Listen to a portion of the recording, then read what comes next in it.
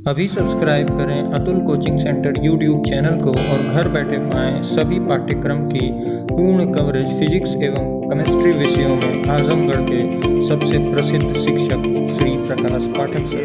धन्यवाद। Class 10th subject chemistry में lesson 2 start कर रहे हैं, जिसका नाम रहेगा रासायनिक अभिक्रियाएं तथा उनके प्रकार, यानी chemical reaction and types of chemical reaction. यह लेसन का नाम रहेगा। आप अपनी बुक में देखिएगा तो हो सकता है लेसन दूसरा हो, लेकिन हम एक लेसन केमिस्ट्री में पढ़ा चुके हैं, अम्ल क्षार लवण, एसिड बेस एंड साल्ट। यह लेसन पूरा हमने बता दिया है, तो एक लेसन उसको मान कर चला जा रहा है। और आज केमिस्ट्री में ही लेसन 2 हमारा पड़ा है, रासायनिक अभिक्रियाएं तथा उनके प्रकार। इसके बारे में पूरा पढ़ना रहेगा विस्तार से। तो देखिए, इस लेसन में पहले आप लोगों को बताया जाएगा कि रासायनिक अभिक्रिया क्या होती है, जिसको आप केमिकल रिएक्शन बोलते हैं, यह क्या होती है, इसके बारे में पढ़ना है। तो देखिए, इसको समझने से पहले आपके सिलेबस में तो हेडिंग पहले यही है कि रासायनिक अभिक्रिया क्या होती है, इसके बारे में बताया जाए, फिर रासायनिक समीकरण बताया जाए। लेकिन हम इसके पहले यह बता देना चाहते हैं कि आप देखेंगे आपके आसपास जो परिवर्तन होता है, वह देखा जाए तो 2 रूपों में परिवर्तन होता है। एक फिजिकल चेंज होता है, जिसको कहते हैं क्या, भौतिक परिवर्तन, और दूसरा केमिकल चेंज होता है, जिसको कहते हैं क्या, रासायनिक परिवर्तन। हमने बताया कि भौतिक परिवर्तन में पदार्थ का रंग रूप आकार तो बदल जाएगा, लेकिन गुण नहीं बदलेगा। भौतिक परिवर्तन में पदार्थ का रंग रूप आकार बदल जाएगा, परंतु गुण नहीं बदलेगा। रासायनिक परिवर्तन में क्या होता है, पदार्थ का रंग रूप आकार बदलेगा, उसके साथ साथ गुण भी बदल जाएगा, तो वह रासायनिक परिवर्तन होता है। तो जो रासायनिक परिवर्तन से संबंधित नियम कहिए चाहे समीकरण कहिए, उसको जब दिखाया जाता है तो वहीं से रासायनिक अभिक्रिया स्टार्ट होती है। किससे बताइए, रासायनिक परिवर्तन से ही आपका टॉपिक स्टार्ट होगा। तो पहले नंबर पे यह समझ लेना है, सिलेबस में तो नहीं है, लेकिन समझ लीजिएगा कि भौतिक परिवर्तन में पदार्थ का रंग रूप आकार तो बदल जाएगा, लेकिन गुण नहीं बदलेगा। इसका उदाहरण है, हमने बताया भी होगा कि जैसे आप पानी को ठंडा करते हैं तो बर्फ में बदल जाता है। अब बताइए, बर्फ का गुण और पानी का गुण तो एक ही होता है, केवल आकार उसका बदल गया। समझिए, वह द्रव रूप था या ठोस रूप हो गया, यही बस परिवर्तन हुआ है, गुण तो बदला नहीं। या जल को गर्म करिए, वाष्प में बदल जाए, तो यह भी देखिए फिजिकल चेंज ही है, भौतिक परिवर्तन ही है। चूंकि वाष्प को ठंडा करिएगा तो पुनः पानी बन जाएगा, और वाष्प और जल में क्या फर्क ही रहेगा, कोई देखा जाए तो गुण में परिवर्तन नहीं है। लेकिन जब केमिकल चेंज आएगा, रासायनिक परिवर्तन आएगा, तो एक नया पदार्थ बनेगा जिसका गुण मूल पदार्थ से अलग होगा।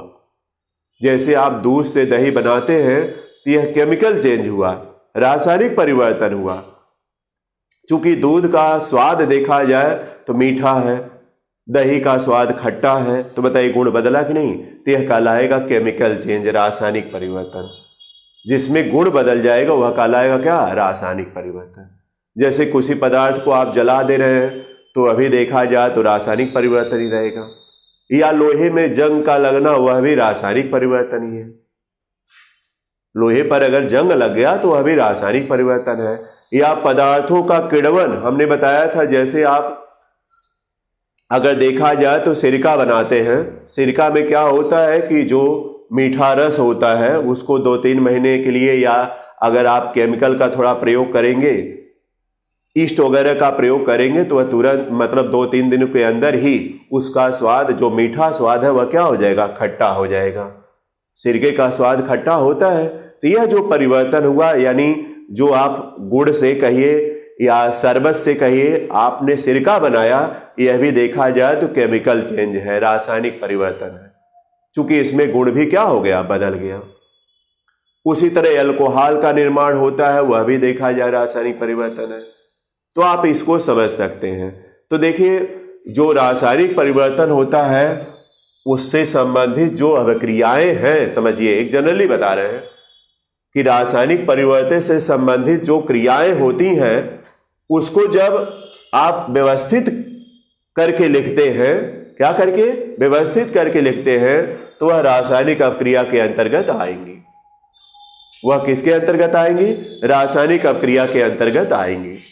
तो ये देखिए टॉपिक आपका स्टार्ट हो रहा है रासायनिक अपक्रियाएं। अब हम चल देते हैं। हमने कहा कि यह जो रहेगा टॉपिक, वह अगर देखा जाए तो जो हमने बताया केमिकल चेंज यानी रासायनिक परिवर्तन बताया, उससे संबंधित ही यह टॉपिक रहेगा। रासायनिक परिवर्तन में गुण क्या हो जाएगा? बदल जाएगा। गुण बदलने का मतलब एक नया पदार्थ बनेगा। अब कोई भी अपक्रिया होगी तो एक नया पदार्थ तो बनना तय है, यानी मूल पदार्थ से उसका संगठन कहिए, चाहे गुण कहिए, चाहे संरचना कहिए, उसकी अलग हो जाएगी। गुण का मतलब जैसे मीठा से खट्टा हो गया। संरचना का मतलब उसकी बनावट। जब आप चलिएगा, अब जैसे देखें, अगर बनावट के बारे में जाइएगा तो बाइंडिंग पढ़नी पड़ेगी, जो कि आपको हम आगे बताएंगे फिर। और उसके अलावा उसका संगठन भी बदल जाएगा। संगठन का मतलब वह कैसे बना हुआ है, उसके बारे में जब विचार करिएगा तो उसका संगठन भी क्या हो जाएगा? बदल जाएगा। तो देखिएगा, हम बता रहे हैं, देखिए रासायनिक अपक्रियाएं हेडिंग डालेंगे आप, केमिकल रिएक्शन है, यही हेडिंग पड़ेगी आपकी फेयर पर। अब यहीं से फेयर स्टार्ट करेंगे और इसमें पहले नंबर पर अभिक्रियाएं क्या होती हैं इसके बारे में पहले पढ़ना है कि अभिक्रिया का तात्पर्य क्या होता है। अभिक्रिया, जिसको आप रिएक्शन बोलते हैं, रिएक्शन हो रहा है कहते हैं। आप इंग्लिश वर्ड ज्यादा प्रयोग करते होंगे। रिएक्शन हो रहा है, रिएक्शन का मतलब अभिक्रिया हो रही है। तो अगर किसी पदार्थ के साथ अभिक्रिया हो रही है, आपको बता दे रहे हैं, तो इसका मतलब है कि उसका क्या क्या बदलेगा? उसका गुण भी बदल जाएगा, गुण भी बदलेगा, संगठन भी बदलेगा, संगठन भी बदलेगा, और इसके साथ साथ तथा और क्या बदलेगा? संरचना भी बदलेगी। उसकी संरचना में ही बदलाव होगा, यानी उसका गुण भी बदलेगा, संगठन भी बदलेगा और संरचना भी बदल जाएगी। तो अगर किसी पदार्थ में अगर कोई क्रिया ऐसी हो रही है जिससे पदार्थ के गुण, संगठन और संरचना में परिवर्तन हो जा रहा है, तो वह कहलाती है क्या? अभिक्रिया कहलाती है। संगठन का मतलब वह कैसे बना हुआ है। जैसे देखिए उदाहरण बता रहे हैं, अगर हम MgO लें तो MgO बताए कैसे बना हुआ है। तो बताते हैं कि MgO का एक अणु मैग्नीशियम के एक परमाणु और ऑक्सीजन के एक परमाणु से बना है, तो यह इसका संगठन हुआ। संरचना का मतलब है, आपको बताए थे कि अगर Mg और O है तो यह बताइए +2 होता है और यह -2 होता है, यानी मैग्नीशियम अपना 2 इलेक्ट्रॉन ऑक्सीजन को देता है, तो इस पर +2 हो जाता है और इस पर क्या हो जाता है? -2। तो यह इसकी संरचना हुई, यह कैसे बना। संगठन का मतलब इसमें कौन कौन से पदार्थ, कौन कौन से तत्व या कौन कौन से पदार्थ हैं, वह उसका संगठन हो जाएगा। और गुण का मतलब आप समझ ही गए कि कैसा उसका स्वाद, और भी आधार पर लेते हैं, क्या रहेगा? वह बदल जाएगा। समझिए, तो समझ गए सब लोग ना। अब देखिए, आपको एक उदाहरण सरलता से हम बता दें। जैसे Fe है और फिर बन गया FeO बन गया, इससे FeO बन गया, E से FeO हो गया। अब बताइए इसकी संरचना में पहले तो Fe अकेले था, अब FeO भी है, मतलब Fe के साथ O भी है। इसमें पहले एक तत्व था, इसमें देखे 2 तत्व हुआ। संगठन बताइए परिवर्तन हो रहा है कि नहीं? तो यह भी देखा जाए तो एक प्रकार की क्या है? अभिक्रिया ही, एक प्रकार की क्या है? अभिक्रिया है। तो समझ जाएंगे सब लोग ना। तो चलिए अब स्टार्ट करिए, नोट करिए सब लोग। लिखेगा, वे क्रियाएं जिसमें किसी पदार्थ, वे क्रियाएं जिसमें किसी पदार्थ के गुण, वे क्रियाएं जिसमें किसी पदार्थ के गुण संगठन तथा संरचना में परिवर्तन हो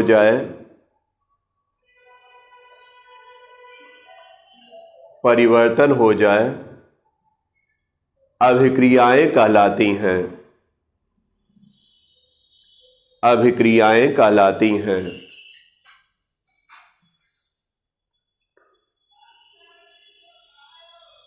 हो गया? क्या कहलाती हैं? अभिक्रियाएं कहलाती हैं। ये समझ में आ गया ना? तब आप कहेंगे कि यह अभिक्रिया हो रही है। अब क्या है, जो अभिक्रिया है वह दो टाइप में है। समझिए, पहले एक एक पॉइंट समझते हुए लिखते हुए चलिएगा। अभिक्रियाएं कितने प्रकार की हैं? दो प्रकार की हैं। जो आपके आसपास अभिक्रिया या रिएक्शन होता है वह दो टाइप में होता है। एक नाभिकीय अभिक्रिया होती है। पहला नंबर कौन सी है? नाभिकीय अभिक्रिया होती है पहला नंबर, यानी न्यूक्लियर, जिसको आप बोलते हैं न्यूक्लियर रिएक्शन लिखेंगे। एक यह होता है और दूसरा बी नंबर हम डाल रहे हैं, रासायनिक अभिक्रिया होती है। जो आपको पॉइंट डाले हुए हैं, रासायनिक अभिक्रिया। दूसरी है कौन सी अभिक्रिया? रासायनिक अभिक्रिया है, जिसको केमिकल रिएक्शन बोलेंगे।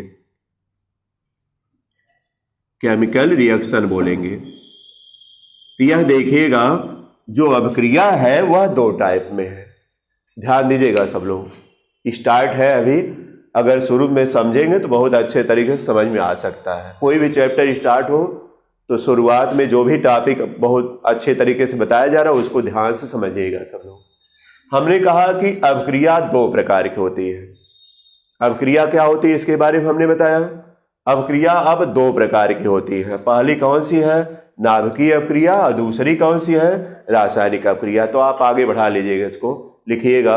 अभिक्रियाएं दो प्रकार की होती है। उसी में बढ़ाइए आगे, एकदम सटीक हम जवाब लिखवा रहे हैं। अभिक्रियाएं दो प्रकार की होती हैं।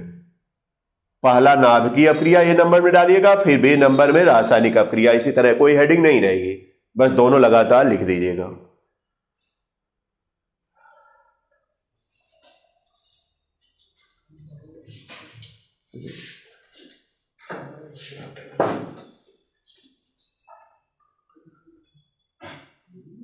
ध्यान दीजिएगा सब लोग। बहुत ही अच्छा टॉपिक है और आप लोगों के लिए नया टॉपिक भी रहेगा। इस वजह से पूरा जितने भी जानकारी बताए जा रहे हैं उसको ध्यान से समझिएगा। तो देखिए, हमने बताया कि अभिक्रिया दो टाइप में होती है। एक है नाभिकीय अभिक्रिया और एक होती है रासायनिक अभिक्रिया। आपको यहाँ पर नाभिकीय अभिक्रिया तो नहीं पढ़ना है, आप हेडिंग डाले हैं रासायनिक अभिक्रिया। क्यों? रासायनिक अभिक्रिया केवल आपको जानकारी लेना है और नाभिकीय अभिक्रिया के बारे में जानकारी बहुत लेना नहीं है, लेकिन फिर भी जानकारी होनी चाहिए। नाभिकीय अभिक्रिया में अगर देखा जाए, ध्यान सुनिए सब लोग, नाभिकीय अभिक्रिया में नाभिक भाग लेगा, किसी तत्व के परमाणु का नाभिक भाग लेगा। नाभिकीय अभिक्रिया में किसी तत्व के परमाणु का नाभिक भाग लेगा। आप जानते हैं, जानकारी होना भी चाहिए, 9th में बताया जाता है कि जो परमाणु है उसका आकार इस तरह गोलाकार माना जाता है। क्यों पढ़े कि नहीं सब लोग? गोलाकार माना जाता है। और इसके बीच में या कहते हैं केंद्रीय भाग है, उसको कहते हैं क्या? नाभिक कहते हैं। क्या कहते हैं? यही नाभिक वाला भाग होता है जो कि परमाणु का ठोस भाग होता है। नाभिक वाला भाग जो है अगर देखा जाए तो परमाणु का कैसा भाग होता है? ठोस भाग होता है, जिसमें कौन कौन से कण होते हैं? प्रोटॉन और न्यूट्रॉन होते हैं। और नाभिक के चारों तरफ विभिन्न कक्षाओं में इलेक्ट्रॉन चक्कर लगाते हैं। इतना जानकारी सबको होनी चाहिए। नहीं जानकारी है तो जानकारी हम दे देते हैं कि परमाणु देखा जाए तो किसी तत्व का सूक्ष्मतम कण होता है। जो शुरू में तो परमाणु को अविभाज्य माना गया, लेकिन बाद में वैज्ञानिकों ने बताया कि यह जो परमाणु है वह 3 कणों से मिलकर बना है, प्रोटॉन, न्यूट्रॉन और इलेक्ट्रॉन। प्रोटॉन न्यूट्रॉन इसके न्यूक्लियस यानी नाभिक में होंगे और उसके चारों तरफ इलेक्ट्रॉन विभिन्न कक्षाओं में चक्कर लगाते हैं। उसके लिए विभिन्न कक्षाओं के लिए हमने बताया बोरबरी नियम बताया है, जिसमें हमने बताया कि पहली कक्षा में 2, दूसरी कक्षा में 8, इस तरह फिर तीसरी में भी 8 या 18, अगर पूरा हो रहा तो 18 रखिएगा। इस तरह हमने बता दिया आप लोगों को, पिछले वीडियो में भी दे दिया है, उसको जानकारी सब लोग रखिएगा। तो देखिएगा, ध्यान दीजिएगा सब लोग। हमने कहा कि नाभिकीय अपक्रिया में जो परमाणु का नाभिक होता है वह भाग लेता है। अब आप कह सकते हैं कि नाभिक का आकार बड़ा भी होता है, छोटा भी होता है, यह भी बता दे रहे हैं। हल्का नाभिक भी हो सकता है और भारी नाभिक भी हो सकता है। हाइड्रोजन का नाभिक देखा जाए तो हल्का नाभिक है, क्यों? हल्के नाभिक है। हाइड्रोजन का नाभिक देखा जाए तो हाइड्रोजन बताइए सबसे छोटे स्टार्टिंग पॉइंट से आता है हाइड्रोजन का नाम 1H1, मतलब एटॉमिक नंबर 1, एटॉमिक मास 1 है। भाई पिछले बातों को ध्यान में रखिएगा, तभी यह टॉपिक समझ में आएगा। तो बताइए हाइड्रोजन छोटा नाभिक हुआ कि नहीं? और जबकि बड़े में जाएगा तो यूरेनियम चले जाइए, यूरेनियम, थोरियम, ये सब बड़े नाभिक है। यूरेनियम बताइए 92, इसका 92 एटॉमिक नंबर होता है। बताइए 92 में प्रोटॉन और न्यूट्रॉन, प्रोटॉन 92 रहेगा, न्यूट्रॉन भी रहेगा, तो बताइए भारी नाभिक हो जाएगा नहीं? भारी नाभिक आएगा। तो यूरेनियम वगैरह अगर देखा जाए तो भारी नाभिक है। तो कभी कभी नाभिकीय परिवर्तन में क्या होता है कि 2 हल्का नाभिक मिलकर के बड़ा नाभिक बना लेगा। 2 हल्का नाभिक मिलकर क्या होगा? अब बताइए छोटा या 2 हल्का नाभिक यह मिल जा रहा है और यह मिल करके अगर यह नाभिक है, अगर एक बड़े साइज का नाभिक बना ले, दोनों मिलेगा तो बताइए बड़े साइज का नाभिक बनेगा कि नहीं? यह कहलाता है नाभिकीय संलयन कहलाता है।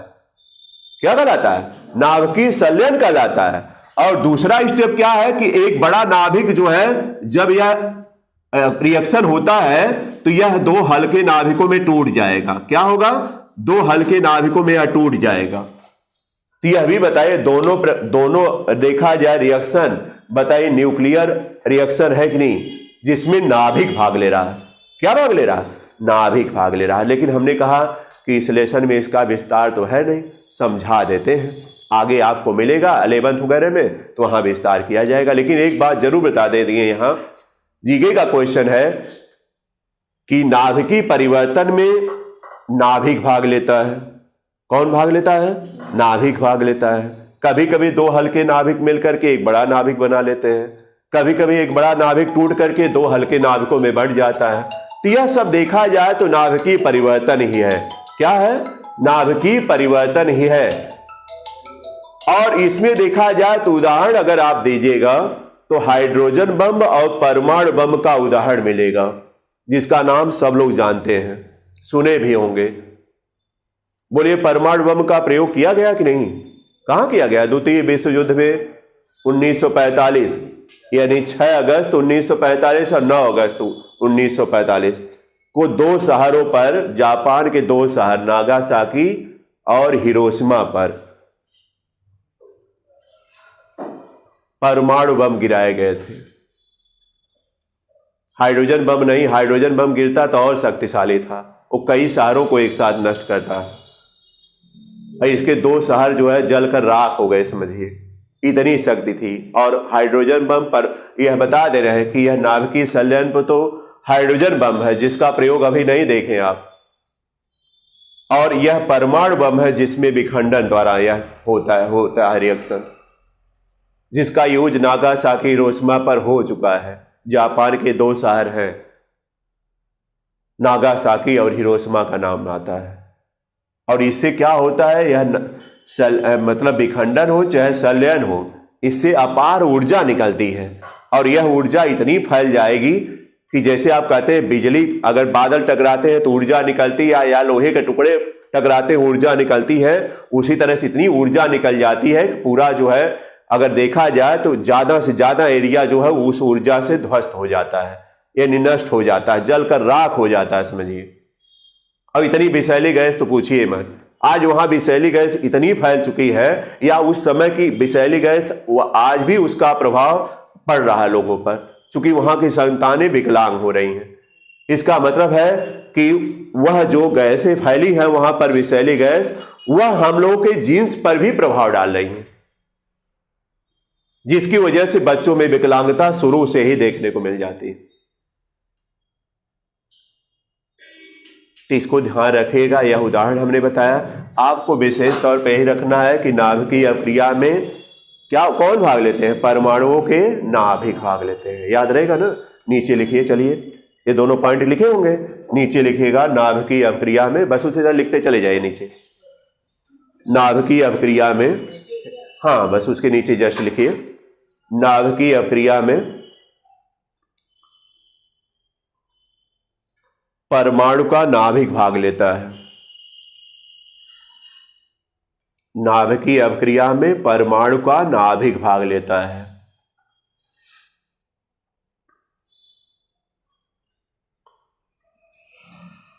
परमाणु का नाभिक भाग लेता है।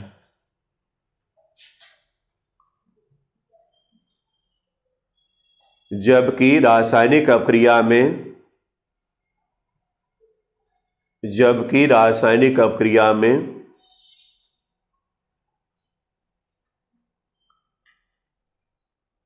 किसी तत्व के परमाणु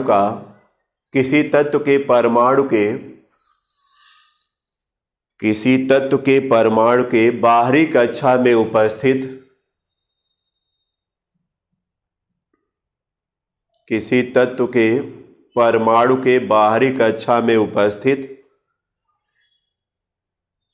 बाहरी कक्षा में उपस्थित इलेक्ट्रॉन भाग लेते हैं। बाहरी कक्षा में उपस्थित इलेक्ट्रॉन भाग लेते हैं।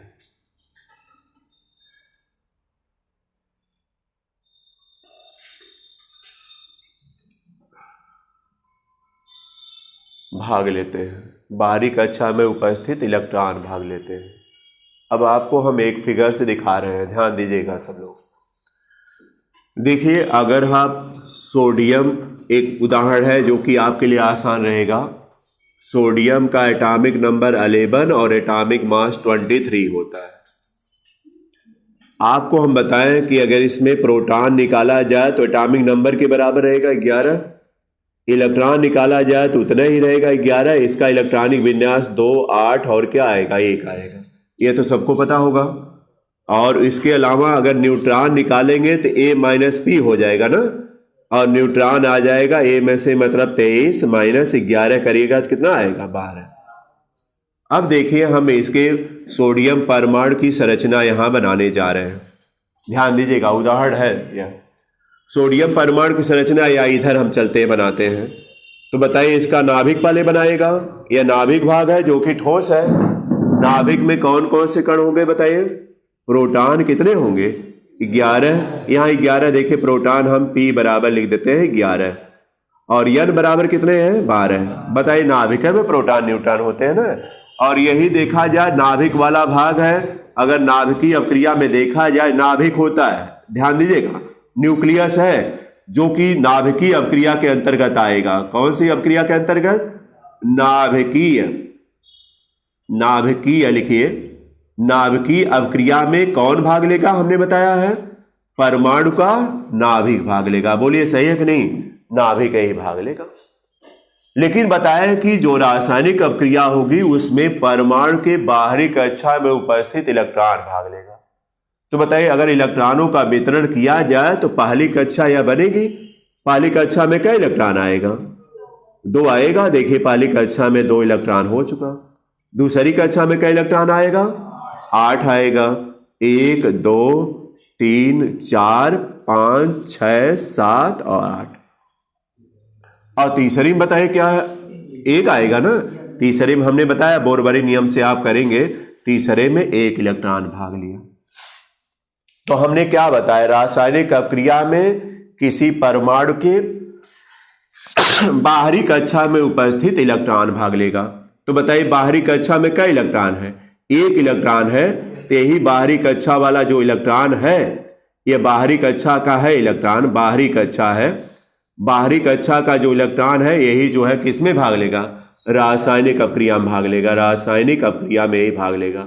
रासायनिक अपक्रिया है, इसमें यह भाग लेगा। अब तो समझ में आ गया होगा, कोई भी तत्व रहे उसमें बाहरी कक्षा में उपस्थित इलेक्ट्रॉन जो है रासायनिक अपक्रिया में भाग लेगा, और जबकि नाभिकीय अपक्रिया में केवल नाभिक वाला भाग लेगा। तो आप जैसे में इसको दिखा सकते हैं, सोडियम का उदाहरण लेकर, इससे आपको कन्फर्म समझ में आ जाएगा। बोलिए, तो नोट कर लीजिएगा या बना लीजिएगा सब लोग, बना लीजिए सब लोग।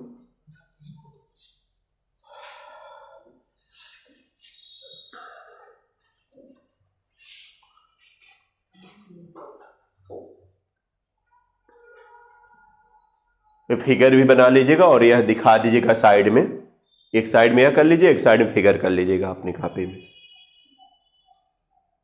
तो उससे आपको समझ में आ जाएगा कि नाभिक क्या है और बाहरी कक्षा में इलेक्ट्रॉन क्या है। सोडियम के बाहरी कक्षा में एक इलेक्ट्रॉन है,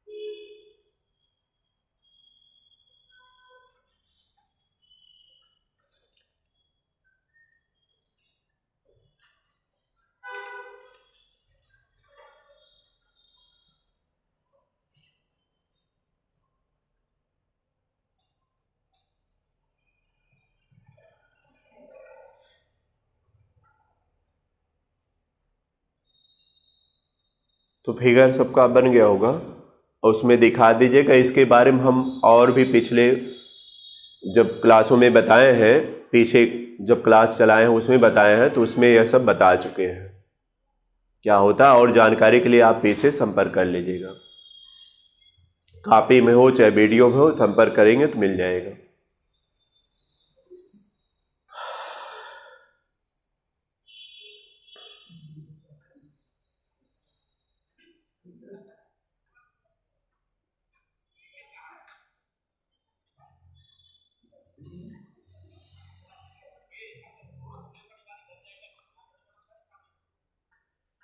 तो बोलिए, सबका बन गया होगा।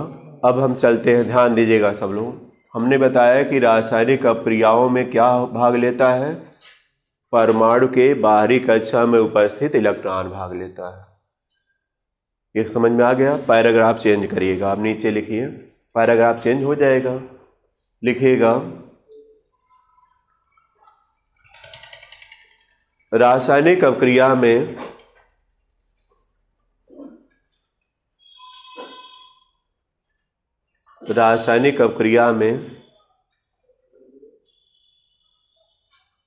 अभिक्रिया के दौरान नए पदार्थ बनते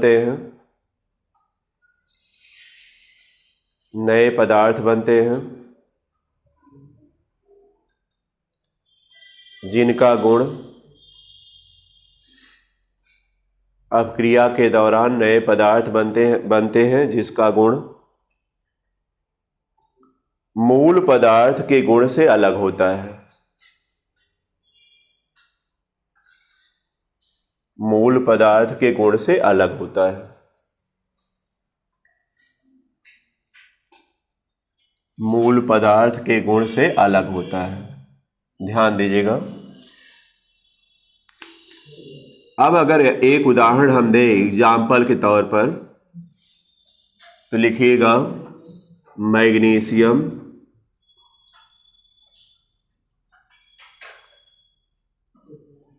कामा लगाएगा ऑक्सीजन, नोट करते जाइए, ऑक्सीजन से क्रिया करके मैग्नीशियम ऑक्साइड बनाता है।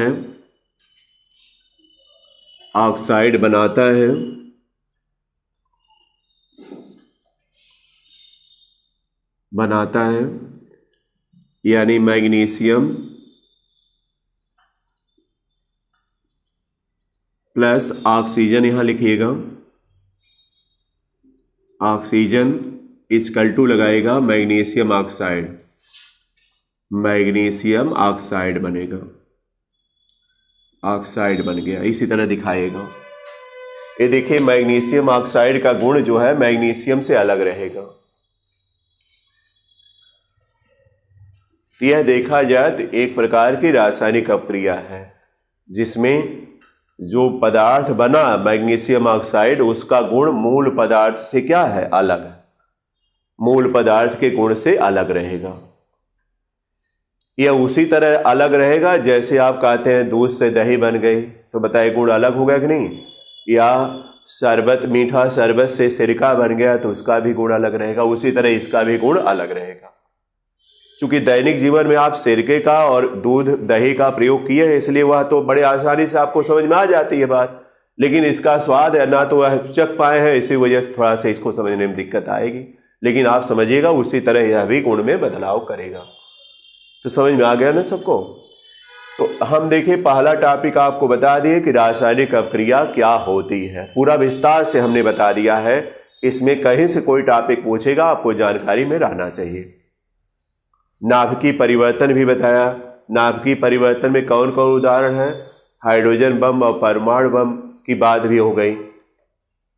जो हाइड्रोजन बम है वह नाभिकीय संलयन पर आधारित होता है और जो परमाणु बम है वह नाभिकीय विखंडन पर आधारित होता है। विखंडन में टूटेगा, एक बड़ा नाभिक दो हल्के नाभिक में क्या हो जाएगा, टूट जाएगा।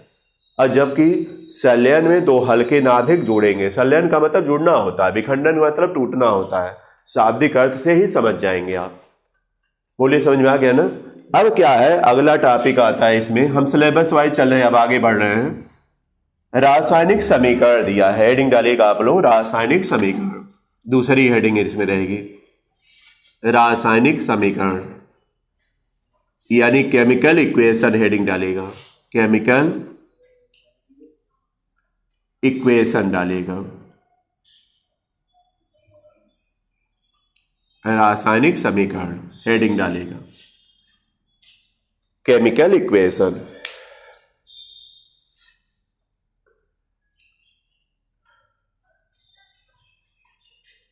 अब देखिए केमिकल इक्वेशन में क्या रहेगा, ध्यान समझिए। जो आप अभी रासायनिक अपक्रिया पढ़े उसमें अभिक्रिया हुई, नया पदार्थ बना।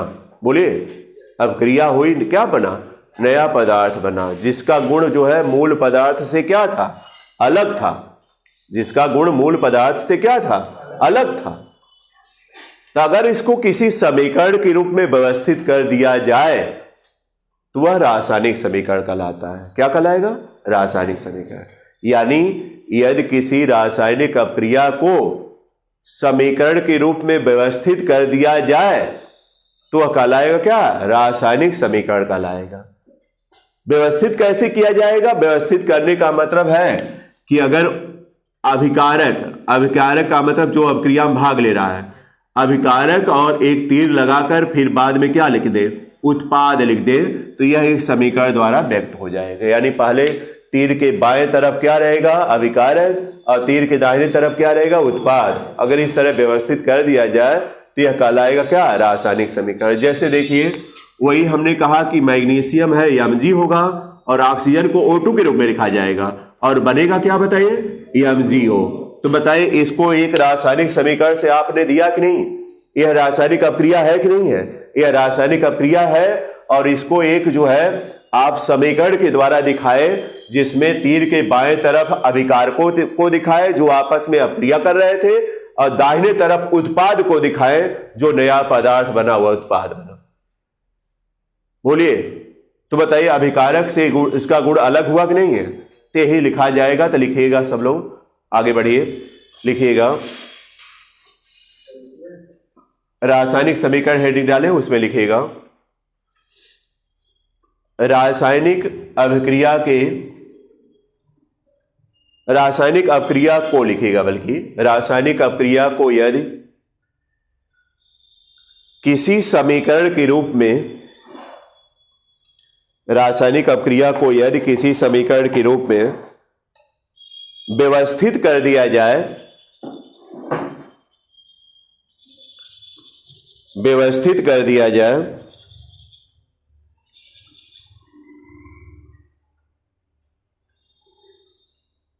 जिसमें अभिकारक को तीर के बाएं तरफ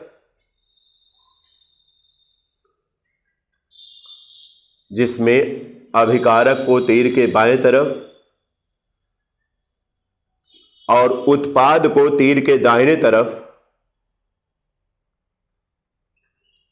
अभिकारक को तीर के बाएं तरफ तथा उत्पाद को तीर के दाहिने तरफ लिखा जाए,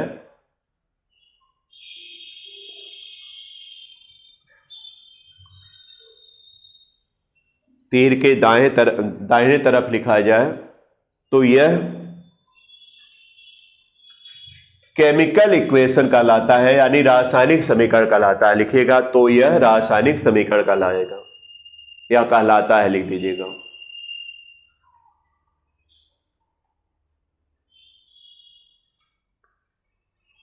हो गया। अब यहां पर अभिकारक और उत्पाद तीर लगा दीजिएगा नीचे, और इसके बाद यह एग्जाम्पल रहेगा। एग्जाम्पल लिखिएगा, एक रासायनिक समीकरण है, एक रासायनिक समीकरण है, लिखिएगा।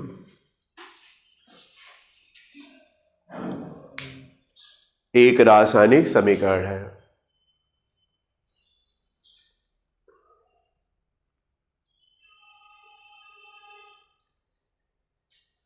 एक क्या है? रासायनिक समीकरण है, जिसमें बताइए अभिकारक कौन कौन है? मैग्नीशियम और ऑक्सीजन क्या है? अभिकारक है। और MgO क्या है? उत्पाद।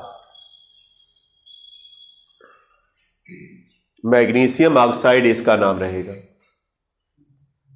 और ऑक्सीजन को हमेशा O2 के रूप में रिएक्शन में दिखाया जाएगा। हमने बताया जो भी गैसें हैं, जैसे नाइट्रोजन, ऑक्सीजन या क्लोरीन, ये सब गैसें हैं, ये हमेशा मॉलिक्यूलर फॉर्म में होंगी, आणविक अवस्था में। तो O के रूप में नहीं बल्कि O2 के रूप में मिलेगा आपको ज्यादा। अब इसको थोड़ा बैलेंस अभी आएगा, संतुलित रासायनिक समीकरण।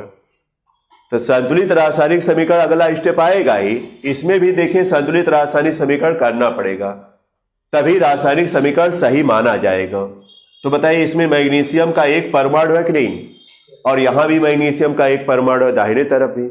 यहां पर ऑक्सीजन का क्या परमाणु है? 2। और यहां पर ऑक्सीजन का एक परमाणु है। तो 2 बनाने के लिए हमने बताया बगल में 2 मत बढ़ा दीजिएगा, सामने बढ़ाएगा 2 सामने बढ़ा दिए तो इसका मतलब Mg भी 2 हो गया, ऑक्सीजन भी 2 हो गया। तो ऑक्सीजन तो 2 होना है, ठीक है, लेकिन Mg तो 2 हो गया, बढ़ गया। यहां पर Mg 2 बढ़ाएगा तभी ना बैलेंस होगा। अब यह देखिए संतुलित रासायनिक समीकरण हो जाएगा। तो नोट कर लीजिएगा, यहां 2 बढ़ा दीजिएगा, यहां भी 2 बढ़ा दीजिएगा, तो यह संतुलित रासायनिक समीकरण कहलाएगा। तो आप रिएक्शन बढ़ा लीजिएगा, चूंकि रिएक्शन कोई भी दीजिएगा तो संतुलित रूप में देना आवश्यक रहेगा, नहीं तो फिर कमी मानी जाएगी। तो बताइए हो गया सबका ना? अब आएगा वही अगला स्टेप आएगा। रासायनिक समीकरण के बारे में हमने बता दिया। हमने क्या बताया? क्या कि यदि रासायनिक अपक्रियाओं को किसी समीकरण के रूप में इस प्रकार लिख दीजिए कि तीर के बाएं तरफ अभिकारक हो। अभिकारक का मतलब जो पदार्थ अपक्रिया में भाग लेगा उसे क्या कहेंगे? अभिकारक। स्टार लगाइए आप लोग भाई, यहां स्टार लगाइए तुरंत। लिखिए पहले, जो पदार्थ अभिक्रिया में भाग लेते हैं, जो पदार्थ अभिक्रिया में भाग लेते हैं उसे अभिकारक कहते हैं। जो पदार्थ अभिक्रिया में भाग लेते हैं उसे अभिकारक कहते हैं।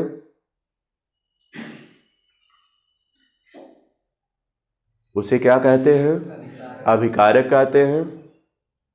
तथा अभिक्रिया के पश्चात जो पदार्थ बनते हैं, तथा अभिक्रिया के पश्चात जो पदार्थ बनते हैं उसे उत्पाद कहते हैं। उसे उत्पाद कहते हैं। रासायनिक अपक्रिया के पश्चात जो पदार्थ बनते हैं उसे क्या कहेंगे? उत्पाद कहेंगे। समझ में आ गया ना? उत्पाद का मतलब प्रोडक्ट हुआ और अभिकारक का मतलब रिएक्टेंट हुआ। रिएक्टेंट और प्रोडक्ट के रूप में रासायनिक समीकरण लिखा जाएगा।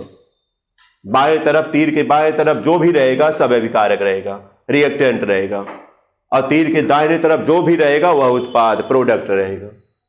आपसे कोई भी पूछे तो आप बता लीजिएगा इसी तरह से। और प्रोडक्ट में हमेशा मूल पदार्थ से अलग पदार्थ बनेगा। यह बताइए एक प्रकार का रासायनिक परिवर्तन है कि नहीं?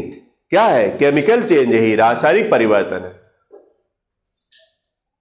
तो इसको ध्यान रखिएगा। फिर अगला हमारा आएगा टॉपिक कि रासायनिक या संतुलित रासायनिक समीकरण। क्या रहेगा? संतुलित रासायनिक समीकरण वह समीकरण होगा जिसमें बाएं तरफ जो अभिकारकों की संख्या है वह उत्पाद की संख्या के क्या रहेगा? बराबर है। हर एक संख्या बराबर रहेगी तो वह कहलाएगा क्या? संतुलित रासायनिक समीकरण कहलाएगा। और जब यह करने संतुलित आ जाएगा, संतुलित करने का तरीका भी बताया जाएगा। जैसे हमने कहा कि यहां पर 2 है ऑक्सीजन, तो यहां पर 2 मत बढ़ाएगा बगल में, बल्कि जो है सामने बढ़ाएगा। बगल में बढ़ाएगा तो उसका फार्मूला ही बदल जाएगा। MgO2 कोई पदार्थ का सूत्र नहीं होता है, बता दे रहे हैं। MgO होता है लेकिन MgO2 नहीं होता है। ये नहीं कि अपने मनमानी ढंग से हम लोग लिख सकते हैं, ना तो हम लिख सकते हैं ना तो आप लिख पाएंगे। कुछ उसके रूल्स हैं। जैसे Mg 2 इलेक्ट्रॉन त्याग करेगा तो ऑक्सीजन क्या करेगा? ग्रहण कर लेगा। तो बताइए ऑक्सीजन और मैग्नीशियम के बाहरी कक्षा का ही इलेक्ट्रॉन भाग ले रहा है कि नहीं? मैग्नीशियम की बाहरी कक्षा में 2 इलेक्ट्रॉन और ऑक्सीजन के बाहरी कक्षा में कितने इलेक्ट्रॉन होते हैं? बोलिए। 8 होता है। 2 6 होता है बाहरी कक्षा में ऑक्सीजन के।